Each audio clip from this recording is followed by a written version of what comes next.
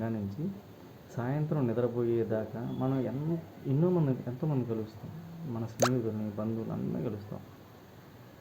ఒక్కళ్ళకి చెప్పండి చాలు. ఒక్కళ్ళకి ఎంతమందికి వద్దు. మీరు 10 మంది చెప్పొద్దు, 20 మంది చెప్పొద్దు, 100 మంది చెప్పొద్దు. ఒక్కళ్ళకి చెప్పండి. దేవుని సువార్త చెప్పండి. దేవునికి రాజ్యంలోకి నశించిపోతున్న ఆత్మలు వచ్చే విధంగా మీ వంతుగా ఒక్కరు సువార్త చెప్పండి. దేవునికి చెప్పేయండి అంతే. చెప్పి దేవునికి ప్రార్థన చేయండి. అయ్యా పలానా సువార్త చెప్పానయ్యా, వాళ్ళ మార్చి ప్రభువా మీ రక్షణకు నడిపించని చెప్పి చెప్పండి. ఆయన నిజం చెప్తున్నాను అండి, దేవుడు మనం చేసే ప్రతి ప్రార్థన వింటాడు. ప్రతి ప్రార్థన ఖచ్చితంగా వింటాడు ఆయన. కాబట్టి సువార్త చెప్పడం మన బాధ్యత. దేవుడు ప్రార్థన చేసి సువార్త చెప్పానయ్యా, వాళ్ళని మార్చయ్యా, నరకంలో నుంచి కాపాడయ్యా, నీ ప్రేమ చూపించయ్యా అని చెప్పని అడగండి, ప్రార్థన చేయండి.